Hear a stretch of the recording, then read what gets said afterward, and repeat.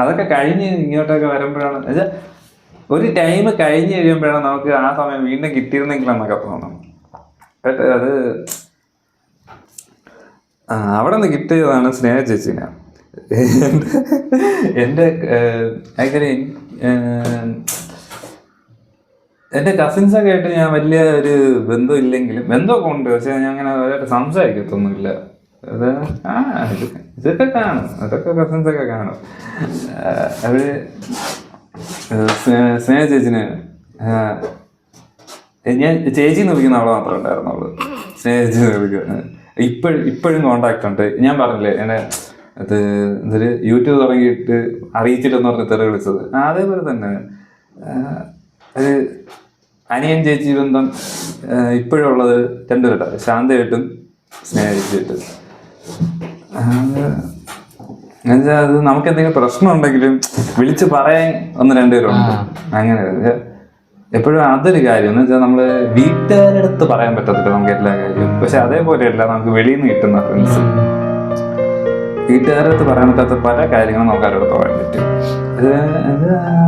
വീട്ടുകാർ പറയും നീ എന്തിനാ അവരെ കൂടെ കറയുന്ന ഇവനെയൊക്കെ ഇവനെയൊക്കെ തെറി വിളിക്കും. സെയിം തിരിച്ച് ഇവന്റെ വീട്ടുകാർ എന്നൊക്കെ തെറി വിളിക്കും. രണ്ടും കൂടെ കറങ്ങി തിരിഞ്ഞ് നടക്കുന്നത് മറ്റത് നടത്തുക. പക്ഷെ അങ്ങനെയല്ല. ഇപ്പൊ അവൻ എന്തെങ്കിലും പ്രശ്നം ഇവൻ മാത്രമല്ല എല്ലാവരും, എല്ലാ ഫ്രണ്ട്സ്, ഞങ്ങൾക്കുള്ള എല്ലാ ഫ്രണ്ട്സും ഇപ്പം അവർക്ക് എന്തെങ്കിലും പ്രശ്നം ഉണ്ടെങ്കിൽ ഞങ്ങളടുത്തും, ഞങ്ങൾക്ക് എന്തെങ്കിലും പ്രശ്നം ഉണ്ടെങ്കിൽ അവരുടെ അടുത്തും പറയാനുള്ളൊരു ഫ്രീഡം ഉണ്ട് അതിൻ്റെ അകത്ത്. അതിപ്പോ എന്ത് പ്രശ്നം വന്നാലും ഈ ഫ്രണ്ട്ഷിപ്പിന്റെ അകത്തൊരു പ്രശ്നമൊക്കെ വരും. പക്ഷെ വെളിയിൽ നിന്നെടുത്ത് വന്ന് ഇതിൻ്റെ അകത്ത് കൈയിട്ടൊക്കെ നമ്മൾ സമ്മതിക്കൂല. അത് ആര് ഫ്രണ്ട്ഷിപ്പിന്റെ അകത്തൊരു കാര്യമുണ്ട്. ഇപ്പൊ വെളിയിൽ നിർത്താൻ വന്ന് എന്നെ കുറച്ച് കുറ്റം അവന്റെ അടുത്ത് പറഞ്ഞാൽ അവൻ ഫസ്റ്റ് ഒന്ന് ചോദിക്കണം എന്റെ അടുത്ത് എന്തിരിക്കും. സെയിം തിരിച്ചും അവന്റെ അടുത്തൊരു കുറ്റം എന്റെ അടുത്ത്, അവനെന്തിന്റെ അടുത്ത്, വിഷ്ണുവിന്റെ അടുത്ത്, ആഴത്തെന്ന് പറഞ്ഞാലും ഞങ്ങള് പറയുന്നത് അയാളുടെ അടുത്ത് തന്നെ ആയിരിക്കും, അല്ലെങ്കിൽ ആ ഫ്രണ്ട്സ് സർക്കിളിന്റെ അകത്ത് തന്നെ ആയിരിക്കും ഞങ്ങളത് പറയണത്. അത് ഈ ഫ്രണ്ട്സ് സർക്കിളല്ല, എന്റെ എല്ലാ ഫ്രണ്ട്സ് സർക്കിളും. ഇപ്പൊ ബ്ലസ്സിനായാലും എന്നെ കുറച്ച് ആരെങ്കിലും വന്ന് അവൻ്റെ അടുത്ത് ചോദിച്ചാലും അവൻ്റെ അടുത്ത് ആരെങ്കിലും എൻ്റെ അടുത്ത് ചോദിച്ചാലും ഞങ്ങൾ അങ്ങോട്ടും ഇങ്ങോട്ടും ചോദിക്കും. അത് വേറൊരു ഫീലാണ്. ഫ്രണ്ട്ഷിപ്പ് എന്ന് പറയുന്നത് ഇപ്പം വെളിയിൽ എന്തെങ്കിലും വഴക്കായി, ബൈക്ക് കിട്ടിയതിന് ശേഷം ഒരു വഴക്കിന്റെ ഒരു കൂമ്പാരം തന്നെ ഉണ്ടെന്ന് പറയാം. എന്നുവെച്ചാ നമ്മള് എല്ലാരും നമ്മളടുത്ത് പറയും നീ പയ്യെ ഓട്ടിക്കണം. ആക്ച്വലി പയ്യെ ഓട്ടിക്കുമ്പോഴാണ് ഈ പ്രശ്നം മൊത്തം ഉണ്ടാവണമെന്നാണ് എൻ്റെ ഒരു എനിക്ക് ഈ പയ്യെ ഓട്ടിക്കുമ്പോഴേ പ്രശ്നം ഉണ്ടായിട്ടുള്ളൂ. എന്നുവെച്ചാൽ നമ്മള് ഒരു സ്പീഡ് ലിമിറ്റ് കണ്ട ആ സ്പീഡ് ലിമിറ്റിൽ വണ്ടി ഓട്ടിക്കണം. അതായത് 50 സ്പീഡ് ലിമിറ്റ് എങ്കിൽ 50 വണ്ടി ഓട്ടിക്കണം. കാരണം ഇല്ലെങ്കിൽ നമ്മൾ സ്ലോ ആയിട്ട് ഓട്ടിക്കും, അവന്മാർ ബാക്കിയുള്ളൊരു സ്പീഡിൽ ഓട്ടിക്കും. ഈ 50 സ്പീഡില് എന്നിട്ട് നമ്മളെ വണ്ടി തെറ്റിയാലും അവരെ വണ്ടി തെറ്റിയാലും കുറ്റം നമ്മളെ വരില്ല. കാരണം നമ്മൾ ആ സ്പീഡ് ലിമിറ്റിലല്ല ഓട്ടിക്കുന്നത്. നമ്മൾ ഈ KTM RC ഒക്കെ വെച്ച് വണ്ടി കയറി തട്ടുന്നത് അവര് കറക്റ്റ് സ്പീഡ് ലിമിറ്റ് ആയിരിക്കും പറഞ്ഞത്. ഈ ബാക്കി അമ്മാവന്മാര് ടൈപ്പൊക്കെ കയറി പയ്യ അവര് നോക്കാതെയൊക്കെ എടുത്ത് തിരിക്കും. അങ്ങനെയൊക്കെ കാര്യമുണ്ട്. ജീവിതത്തിൽ വീണത് പോയിട്ട് സ്പീഡിൽ പോയാലൊന്നും വീഴില്ല. 30-40 അവിടെ കിടക്കും ഫ്ലാറ്റ്. ഞാൻ ആക്ച്വലി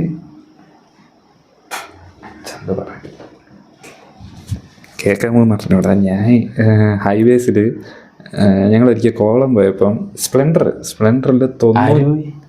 ഞാൻ, Saju, Jomon, Mithun 2 ബൈക്കുണ്ടായി.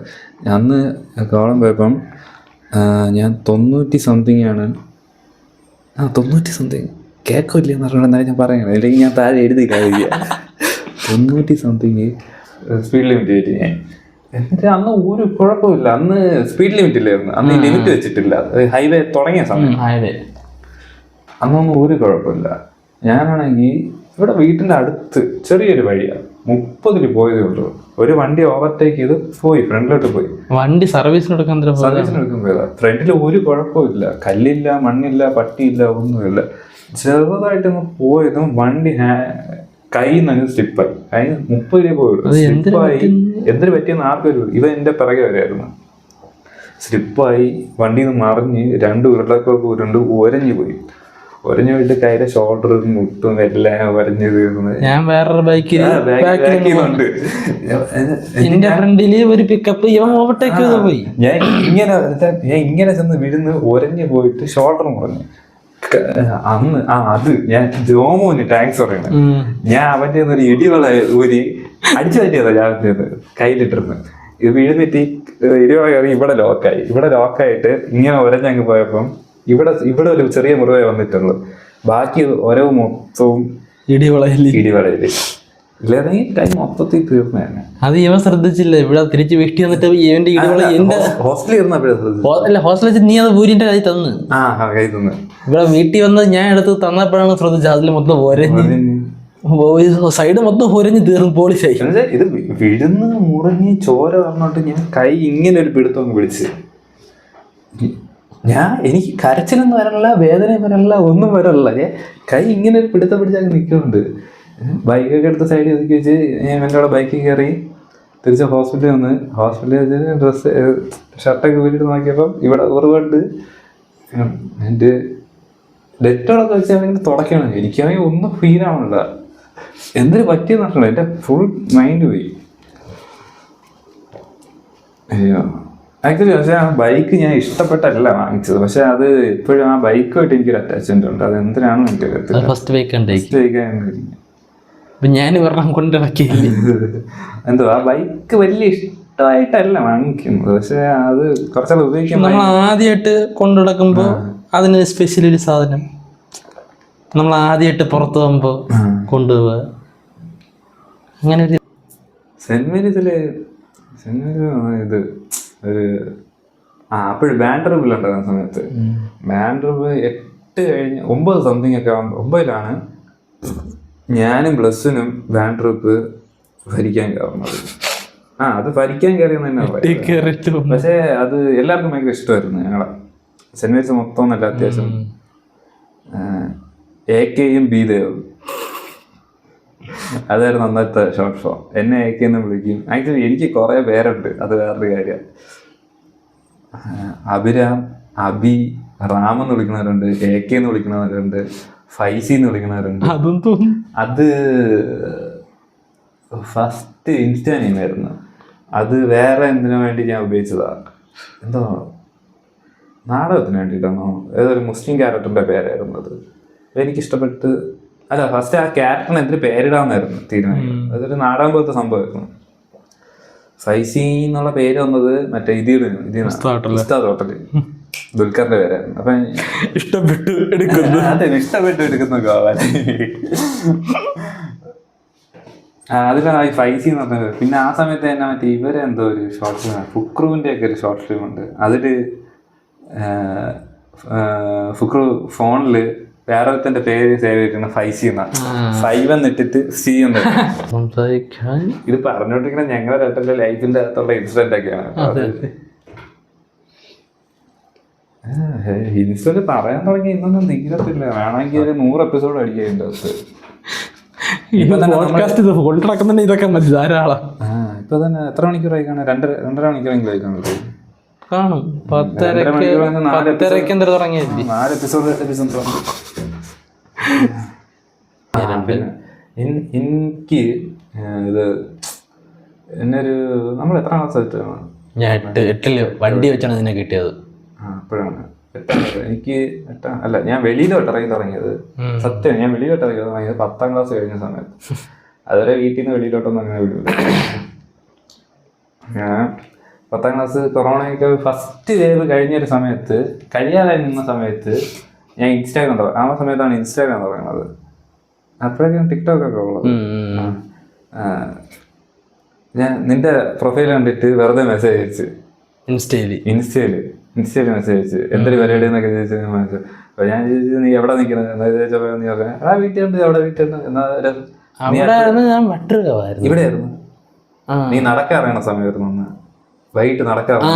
Plus two കഴിഞ്ഞിട്ടല്ല, plus two വരെ അവിടെ ആയിരുന്നു. ഞാൻ പിന്നെ ഇടയ്ക്കിടയ്ക്ക് വെള്ളി ശനിയൊക്കെ വരുമ്പോ ഇങ്ങോട്ട് വരും. പ്ലസ് ടു വരെ അവിടെ ആയിരുന്നു. പ്ലസ് 1 പ്ലസ് 2 അവിടെ ആയിരുന്നു. പ്ലസ് 1 പ്ലസ് 2 നീ ഇവിടെ ആയിരുന്നു. പ്ലസ് 2 ഇവിടെ ആയിരുന്നു. പ്ലസ് 2 ടൈമിലായിരുന്നു. ആ പക്ഷെ ഫസ്റ്റ് വേവ് കഴിഞ്ഞത്. പ്ലസ് വണ്ണിൽ അവിടെ ആയിരുന്നാണ് എൻ്റെ ഒരു ഓർമ്മ.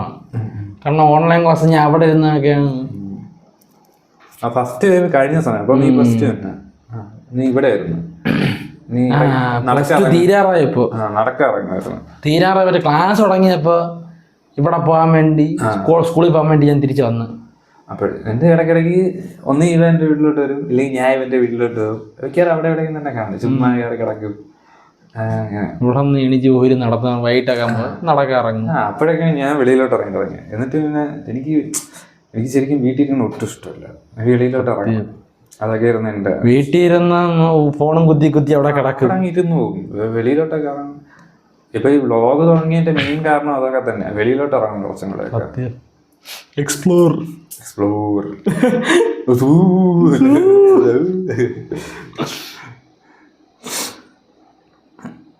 അത് ഇനി ബാക്കി ആൾക്കാരും വരാറുണ്ട്. അവര് വരുമല്ലേ, കുറെ എണ്ണത്തിനൊക്കെ പിടിച്ച ക്യാപ്റ്റനാണ്. വന്നില്ലെങ്കിൽ പെട്ടിയിട്ട കയറ്റം കിടക്കാം. എന്തായാലും ഒരാളെ ബസ്സിന് എന്തായാലും കാണും. അവൻ വരാന്ന് പറഞ്ഞു. അത് ഇന്ന് നോക്കട്ടെ എന്ന് പറഞ്ഞു. Technical head. അതെ, ക്യാമറമാൻ, ടെക്നിക്കൽ ഹെഡ്. അതുകൊണ്ട് വീഡിയോ ഉണ്ട്. ആ വീഡിയോ ഞാൻ താഴെ ഇട്ടിരിക്കുകയാണ്. വീഡിയോ അപ്ലോഡ് ആയിട്ടുണ്ട്. ഈ വീഡിയോ ഇത് ഇന്ന് എടുക്കണം. ഇന്ന് എത്രാം തീയതി? ഇന്ന് 30-ാം തീയതി. നിങ്ങൾ ഈ വീഡിയോ ഭാഗത്തായിട്ടാണ് കാണുന്നത്. മിക്കവാറും ഫസ്റ്റ് കാണുന്ന ന്യൂ ഇയറിലല്ലേ? ഫസ്റ്റ് ഭാഗത്ത് കാണുന്നത് 1-ാം തീയതി ന്യൂ ഇയറിന്.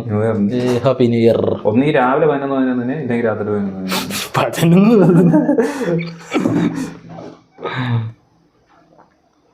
ആ ടൈമിന് എന്താ പ്രത്യേകത ഉണ്ട്, എനിക്കും കറക്റ്റായിട്ട് അറിയത്തില്ല. ഞാൻ ഇങ്ങനെ ഒരു റീസൺ മാത്രമേ കേട്ടിട്ടുള്ളൂ. ഈ 3-7 നമ്പർ അത്ര എനിക്ക് ഒരു ഇതുണ്ട്. ഈ 3-7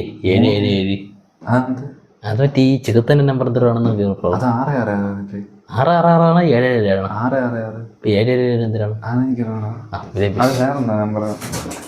ഇങ്ങനെ കുറെ സാധനങ്ങളൊക്കെ ഉണ്ട്. എന്തിനാണ് പണ്ട് മറ്റേ ദൈവത്തിന് വിളിക്കാന്ന് പറഞ്ഞു. 6-1-1-1-3-1-2-1-0 അല്ലെങ്കിൽ 1-1-3-1-1-0. ചില്ലറ കലപ്പൊന്നല്ലായിരുന്നു ആ കാലത്ത്. ഫ്ലെയിംസ് നോക്കിയിട്ടുണ്ട്. ഓ അതേ പരിപാടി ചുമ്മാ ഇരിക്കുമ്പോ അവന്റെ ഇവന്റെ ഒക്കെ പേരൊക്കെ എടുത്തിട്ട് അതിൽ ഏറ്റവും വലിയ കോമഡി കറക്റ്റ് വന്നില്ലെങ്കിൽ ആ അക്ഷരം മാറ്റി നോക്കും. എങ്ങനെയല്ലേ ഒപ്പിച്ചെടുക്കും, അക്ഷരം മാറ്റിയിട്ട് ഏതൊക്കെ അക്ഷരങ്ങൾ മാറ്റി ഇങ്ങനെ ഒപ്പിച്ചെടുക്കും. അത് ഓരോരുത്തരും കളിക്കുന്നത് ഓരോ രീതിയാണ്. അത് വേറെ ചിലമാതിരി എസ് ഇടൂല, വെറും ഫ്ലെയിം ഒന്നും ആയിട്ട് നോക്കും. കാരണം എസ് ഒന്നും അവന് ഭയങ്കര വിഷമാകണ്ടോ, എസ് ഇടൂല. എസ് സിസ്റ്റർ എന്തിനായിരുന്നു തോന്നണം. എഫ് ഫ്ലെയിംസിൽ F friend, L lover, E enemy, M marriage, A affection,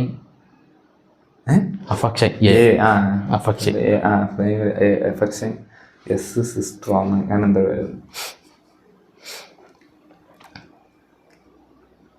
എനിക്ക്. നമുക്ക് പിന്നെ ക്ലാസ്സിനകത്ത് ആമ്പിള്ളേർ മാത്രമായിട്ട് നോക്കുന്നത് വിഷയമില്ല, എല്ലാവരും.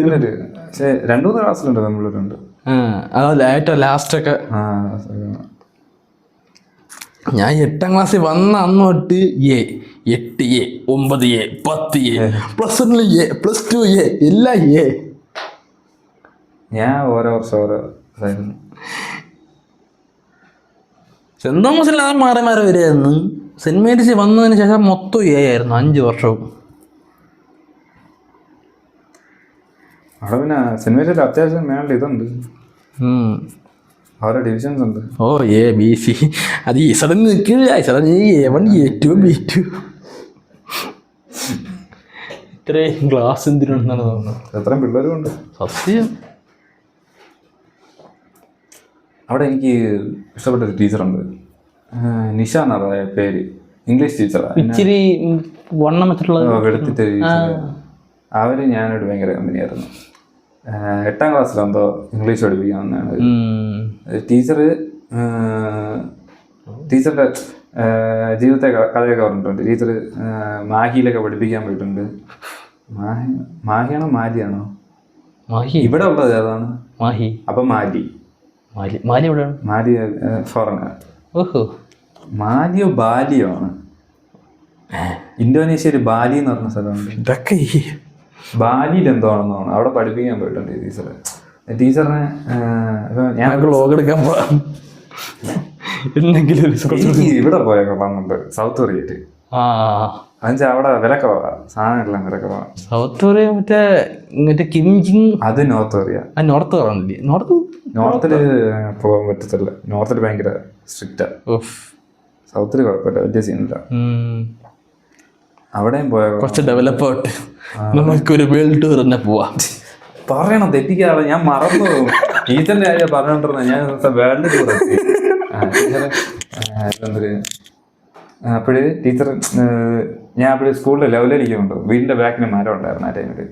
ഇപ്പൊ ഉണ്ടത് വെട്ടി നീറിന്റെ ശല്യമുള്ളതുകൊണ്ട് വെട്ടി ലെവലിലേക്ക് കൊണ്ടുവരുന്നു. എന്നിട്ട് 8ാം ക്ലാസ്സിൽ കൊണ്ടുപോകും ടീച്ചറിന്. ഫസ്റ്റ് ഞാൻ ഇങ്ങനെ കൊണ്ടുപോയി പയ്യന്മാർക്കൊക്കെ കൊടുക്കുന്നു. അപ്പോൾ ടീച്ചറിനോട് ചോദിച്ച് ഇതേപോലെ ഉണ്ടെങ്കിൽ കൊണ്ടുപോകാൻ. ടീച്ചറിന്റെ കോണ്ടാക്ട് ഒന്നും ഇല്ല ഇപ്പം. ഉണ്ടെങ്കിൽ ഞാൻ വീഡിയോ അയച്ചു കൊടുക്കാം ടീച്ചറിന്. അതേപോലെ ടീച്ചറിൻ്റെ ചേച്ചി ഒരു ദിവസം കൊണ്ടുവരാൻ ചോദിച്ചു. ഞാൻ പറഞ്ഞു ശരി ടീച്ചർ കൊണ്ടുവരാമെന്ന് പറഞ്ഞു. എന്നിട്ട് കൊണ്ടുപോയി കൊടുത്ത്. എന്നിട്ട് അടുത്ത വർഷം ടീച്ചർ ഇല്ലാഞ്ഞിട്ടും ഞാൻ അടുത്ത വർഷം ടീച്ചറിന് ഇതേപോലെ ഇടയ്ക്കിടയ്ക്ക് കൊണ്ടു കൊടുക്കുമായിരുന്നു. എന്നുവെച്ചാൽ ടീച്ചർ ഭയങ്കര ദൈവവിശ്വാസിയാണ്. ടീച്ചർ നമ്മൾ എന്തെങ്കിലും കൊണ്ടൊക്കെ കൊടുക്കുമ്പോൾ ടീച്ചർ നമ്മളെ തലയിൽ കൈ വെച്ചിങ്ങനെ പ്രാർത്ഥിക്കും, നിനക്ക് നല്ലതായിട്ട് അങ്ങനെയൊക്കെ. അതൊക്കെ കേൾക്കുമ്പോൾ നമുക്കൊരു രസമാണ്. എനിക്ക് ദൈവവിശ്വാസം ഇല്ലെന്നല്ല, വിശ്വാസമൊക്കെ ഉണ്ട്. പക്ഷെ അത് ഒരു ലിമിറ്റ് വരും. അത് ഞാൻ വേറൊരു എപ്പിസോഡിൽ പറയാം അതിൻ്റെ കാര്യങ്ങൾ. ടീച്ചർ അപ്പോൾ അത് എല്ലാവർക്കും ഇഷ്ടമായി. ടീച്ചർ പ്രാർത്ഥിച്ചാൽ നമുക്ക് ഒരു സന്തോഷം ഇതേപോലെ. എന്നിട്ട് ഞാൻ 10ലും ഇതേപോലെ ടീച്ചറിനെ, എന്നുവെച്ചാൽ ടീച്ചറില്ല, എനിക്ക് പഠിപ്പിക്കാനല്ലോ. പക്ഷേ ഞാൻ ടീച്ചറെ വേറെ സെക്ഷനിലോട്ട് പോകും. ഞാൻ വീണ്ടും പോയി ടീച്ചറിനെ കണ്ടുപിടിക്കും, ഇതേപോലെ കൊണ്ടുകൊടുക്കും. അത് കഴിഞ്ഞിട്ട് 10 കഴിഞ്ഞ് അവിടെ നിന്ന് ഇറങ്ങിയിട്ട് സെൻറ്റ് മേരീസിൽ ബാൻഡ് ട്രൂപ്പ് പഠിപ്പിക്കാനുണ്ടായിരുന്നു. അങ്ങനെ 2 വർഷം അവിടെ നിന്ന്. എന്നിട്ട് ഞാൻ +2 പഠിച്ചുകൊണ്ടിരുന്ന സമയത്ത് ഇതേപോലെ ഒരു ദിവസം, അത് +1 കഴിഞ്ഞിട്ട് +1 ടീച്ചറിനെ കണ്ടിട്ടില്ല, കൊറോണ ആയപ്പം. +2 കഴിയാറായ സമയത്ത് ഇതേപോലെ ഒരു ദിവസം അവിടെ പോയി, സെൻറ്റ് മേരീസിൽ പോയിട്ട് ഇതേപോലെ ടീച്ചറിനെ കണ്ടുപിടിച്ച് ഇതേപോലെ ഒരു ദിവസം ലെവലിലേക്ക് കൊണ്ടുകൊടുത്ത്. അപ്പോൾ ടീച്ചർ ചോദിച്ചു, നീ ഇത്രയും വർഷം കഴിഞ്ഞിട്ട് എന്നെ ഓർത്തല്ലേ? ടീച്ചറിനെ ഒന്നും മറക്കാൻ പറ്റില്ല. അങ്ങനെ ചിലവരെ ഉണ്ട്, അവരെ ഒന്നും മറക്കാൻ പറ്റില്ല ടീച്ചേഴ്സ്. ചിലവരൊക്കെ കണ്ട ഉടനെ മറന്നു. ചിലവരെ ഒന്നും നമ്മൾ ഓർത്ത് വെക്കാൻ പറ്റത്തില്ല. അയ്യോ അത്രയും ശല്യമാണ് അവരൊക്കെ. കെമിസ്ട്രി പഠിപ്പിച്ച ടീച്ചറുണ്ട്, അയ്യോ അവരും വരുന്നു. കെമിസ്ട്രി പഠിപ്പിച്ച ടീച്ചർ ജയ് എന്നോ അങ്ങനെ എന്താ പേര്, ജയ് എന്നാണ്. താഴെ എന്തോ ഉണ്ടെന്ന് പറഞ്ഞു. അങ്ങനെ ടീച്ചറ് എനിക്ക് ഏറ്റവും ഫേവറേറ്റ് 6ാം ക്ലാസ്സിൽ മാത്സ് പഠിപ്പിച്ച ടീച്ചറുണ്ടായിരുന്നു, മിനിമോളെന്ന് പറഞ്ഞ്. അവർ ആ വർഷം മാത്രമേ ഞാൻ കണ്ടിട്ടുള്ളൂ. പാവം ടീച്ചർ. എന്നുവെച്ചാൽ ഞാൻ അന്ന് ഒരു ICC പഠിച്ചോണ്ടിരുന്നേ. പെട്ടെന്ന് ഇതിലോട്ട് വന്നു, സ്റ്റേറ്റിലോട്ട് വന്നപ്പം എനിക്ക് മാത്സ് ഒരു ഇക്കണയായിരുന്നു എനിക്ക്. എന്നിട്ട് എന്നുവെച്ചാൽ എനിക്ക് 2ന്റെ മൾട്ടിപ്ലിക്കേഷൻ പോലും അറിഞ്ഞൂടായിരുന്നു. 6ാം ക്ലാസ്സിൽ പഠിക്കുകയാണ് ഞാൻ. 2ന്റെ മൾട്ടിപ്ലിക്കേഷൻ 3ന്റെ മൾട്ടിപ്ലിക്കേഷൻ പോലും അറിഞ്ഞൂടാ. അങ്ങനെ നിന്ന സമയത്ത് ആകെ അറിയാന്നുള്ളത് 5ന്റെ അറിയാം. അത് എളുപ്പമാണല്ലോ, എളുപ്പമായിട്ട് അറിയാം. 5, 10, 15 അങ്ങനെ പോകുമല്ലോ. അപ്പം ടീച്ചർ ഫസ്റ്റ് ഓണം എക്സാമൊക്കെ കഴിഞ്ഞ് അങ്ങനെ നിൽക്കുന്ന സമയത്ത് നല്ല മാർക്ക് കുറവ് എനിക്ക്. അപ്പോൾ ടീച്ചർ ഇതേപോലെ പറഞ്ഞ് നിനക്ക് എന്ത് പറ്റില്ലേ എന്നൊക്കെ ചോദിച്ചു. ഞാൻ പറഞ്ഞു ടീച്ചർ ഇതേപോലെയാണ്, എനിക്ക് മാത്സ് ഒന്നും ഇതാവണില്ല വെച്ചിട്ട് ICC ആണ് പഠിച്ചുകൊണ്ടിരുന്നത്. അവിടെ വേറെ രീതിയിലാണ് പഠിക്കുന്നത്. വെച്ചാൽ എക്സാമൊക്കെ മിക്കവാറും ടെക്സ്റ്റിൽ നിന്നൊക്കെ ഉള്ള ചോദ്യത്തിൽ തന്നെ പേര്. അപ്പം ടീച്ചർ ഇതേപോലെ 2-3 പിള്ളേരുണ്ടായിരുന്നു. അങ്ങനെയാണ് എനിക്ക് ആകർഷം എന്ന് പറഞ്ഞാൽ അവനെ കിട്ടുന്നത്. ഞാൻ ആകർഷിതാറ് തന്നെയൊക്കെ ടീച്ചർ ഞങ്ങൾക്ക് വേണ്ടിയിട്ട് സ്പെഷ്യലായിട്ട് പഠിപ്പിക്കുകയായിരുന്നു. അവരന്ന് പഠിപ്പിച്ചുകൊണ്ടാണ് ഞാൻ മാത്സിന് പാസ്സായത്. മാത്സ് കുറച്ചെങ്കിലും ഇഷ്ടപ്പെടാൻ തുടങ്ങിയതാണ്. ഒരു ഇതൊക്കെ അറിയാം, ചിലതൊക്കെ. അവരന്ന് അത് പഠിപ്പിച്ചുകൊണ്ടാണ് ഞാൻ മാത്സ് കുറച്ചെങ്കിലും ഇഷ്ടപ്പെടാൻ തുടങ്ങിയത്. കൂടെ കണ്ടാൽ കൊള്ളാമെന്നുണ്ട് ഒരിക്കലും. ഞാനത് ഫേസ്ബുക്കിലൊക്കെ നോക്കി, ഇൻസ്റ്റയിലൊക്കെ നോക്കി, അവിടെ തന്നെ കുറേ നോക്കി. Saint Mary's no contact. 5ാം ക്ലാസ്സിൽ സെന്റ് തോമസ് ചെന്നപ്പോൾ എനിക്കൊരു മാത്സ് ടീച്ചർ ഉണ്ടായിരുന്നു. എനിക്ക് ഇപ്പോഴും ഓർമ്മയുണ്ട്. ഞാൻ നോട്ട് എഴുതാൻ ഇച്ചിരി മടിയുള്ള കൂട്ടത്തിലാണ് ടീച്ചർ എന്നെ സ്കെച്ചിട്ട് വെക്കും. ടീച്ചർ എന്നെ പറഞ്ഞ യവനൊക്കെ ഞാൻ വലിച്ചു കയറി അടുപ്പത്ത് കയറ്റും. നോട്ട് എഴുതൂല, ഒന്നും എഴുതൂല. പക്ഷെ ഞാൻ പരീക്ഷയ്ക്കൊക്കെ എങ്ങനെയും എഴുതി ജയിക്കും. അത് നോട്ട് അമ്മ എഴുതി തരുകയൊക്കെ ചെയ്യുന്നു. ഞങ്ങൾക്ക് വേറൊരു ടീച്ചറിനെ പറഞ്ഞാ ലിനു ഫിലിപ്പസ് എന്ന് പറഞ്ഞ ഒരു മാത്സ് ടീച്ചർ ഉണ്ട്. അറിയായിരിക്കും.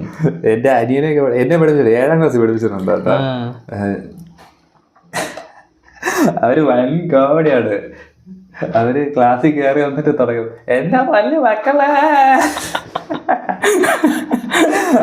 എന്റെ അനിയന് ഇപ്പോഴും ടീച്ചറിന്റെ പേരറിയത്തില്ല. പക്ഷെ ഞാൻ ഈ സൗണ്ട് ഉണ്ടാക്കുമ്പോൾ അനിയൻ എപ്പോഴും ഓ ആ ടീച്ചറാണല്ലേ എന്ന് പറയും. അവര് ക്ലാസ്സിൽ കയറി വന്നിട്ട് എന്റെ പല്ല് മക്കളെ എന്ന് തുടങ്ങും. നിങ്ങൾ ഇതൊന്നും നന്നായിട്ട് പഠിപ്പിക്കും. പക്ഷെ അല്ല കോമഡിയാണ് അവര്. ഇതിനൊന്നും ഞാൻ പ്രൊഫഷണൽ സെഗ്മെന്റ് ഒക്കെ ഉണ്ട്.